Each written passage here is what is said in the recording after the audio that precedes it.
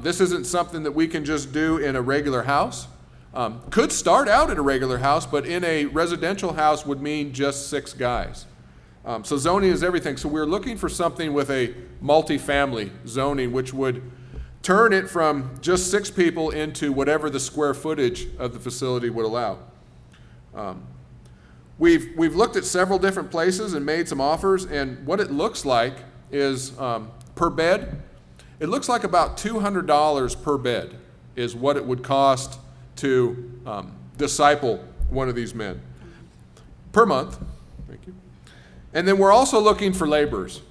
As you have well heard, the harvest is great, but the laborers are few. So always more laborers. And then probably the most important thing, probably the most number one thing I would ask that you guys would pray. That you would pray for new beginnings, and that you would go back to whatever it is that you do and just pray and see what the Lord would lay on your hearts. So with that, I'd take a few questions. If anybody had a question or two, hopefully just one will. All right, go ahead. How do you envision your new beginning to be different than U-turn or Treehouse Ministry? They are similar. They are similar, and there's a lot of overtones to that. What I'm mainly focusing in on is the reentry. I've visited several other ministries. I've been as far as Kentucky to visit the Pure Life Ministry. I've been to Arizona to Alongside Ministry twice, and I've got a lot of insight on what goes on inside the prisoner's mind. So I'm mainly focusing towards the reentry aspect of that, and what the actual dealing with the issues of the prisoner as well, which is basically sin. But what they go through, as my brother explained, is just a little bit different than the way that those other ministries maybe take somebody through.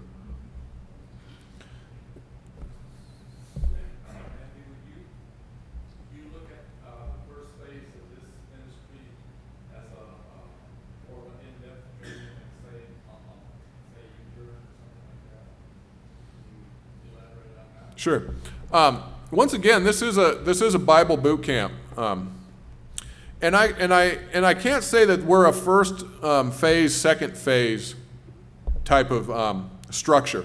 I want to structure it a lot differently than any other, and I want to take out time. I want to pull time out of the equation. When we were going through, we were in jail, we were in prison, everything revolved around time. We got a phone call at this time, our visit was coming this time, and then the big one was our release date was at this time. So instead of structuring in phases in time, want to reach milestones.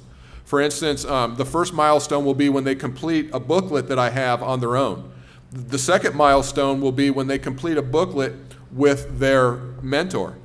And then graduation will occur when we can see that the individual is exhibiting the fruits of the Spirit, that he has the joy, the peace, and the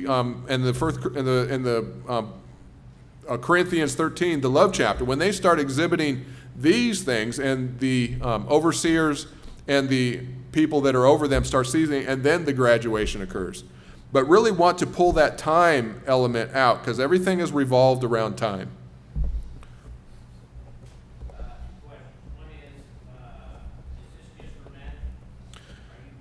One at a time, one question at a time. Generally, right now it's for men. I envisioned, as the Lord put this on my heart, that maybe New Beginnings would have a women's house somewhere, a women's place one day. But I myself am not called to disciple women. I'm not called to be a house mom. If a female was to step up into that position, we could certainly look at a women's house. But it would be kind of under the same structure, whether it be 7 or 107 women. Eventually those hands are the hands that need to support the ministry. And quite frankly, these girls that are coming out, they're not girly girls. So they can do a lot of the things that the men can do. So once again, I can see that same basic plan working for the women as it does the men. We just need a women's leader to step up. Second question, you and I have both been overseers, correct?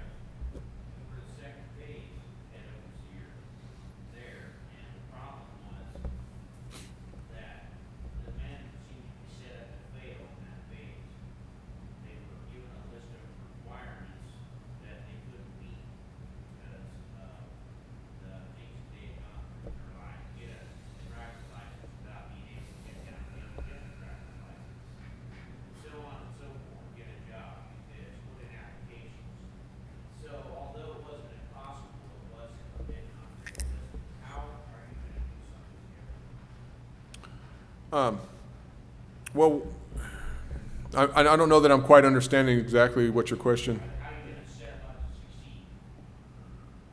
What skills are you gonna give them? How are, they're gonna have all the same problems. They're gonna need to get their driver's license, they're gonna need to get jobs. Are you gonna go to the communities and, talk to businesses about giving people a start? Are you going to help them through the, whatever it takes, you're going through classes or whatever, to get their driver's license back? The mentor, how they're gonna come One of the alongside. members of society, you gotta set them up to succeed. Sure. What I really hope is the mentor will come alongside. The ultimate setup would be to place these guys with a mentor before they get out of jail, that the mentor can get to know them, that they can start the bonding process when they're in jail, and then when they come out, the mentor pick them up, they eat together, go to probation and parole, and then that kind of solidifies that relationship. So with the help of the community and the mentor, some of these guys may get through New Beginnings within 8 months. Other guys may take 2 years. But whatever it takes for that individual, or for however long it takes, if they're still putting forth the work, if they're still putting forth that effort, we will stick with them until that they can be successfully transitioned back into society. Want to take the last part after they've exhibited those fruits of the Spirit, after that we can see that they're ready for graduate. That's when the tide kind of changes a little bit, and then they go out and they work on their own and start building a bank account, start getting a car, start getting those things that they need to transition out. So, with the driver's license, those things, those guys need to get to where they need to get to move forward. So, who can get by without their driver's license? I mean, that's really kind of a basic, and a lot of these guys, it's going to be a while. So, but Pastor Nick? Sort of along those lines, this is what I really like about the whole idea of this, because the priority thing is not getting a driver's license to get a job. The priority thing is getting right with the Lord in your life. And once that's done, that's what I like about the time frame as well. Because without that time frame, there's no mandating for anything. When they're ready, that will take place as a natural transition. I'm assuming that they already have that desire to do well and that they display that. Yeah, well, hopefully we'll see that through the application process and through the interview. But that's the number one goal is their spiritual health. We can't get anywhere until I couldn't get anywhere until I crossed that threshold. I want to thank everybody for coming.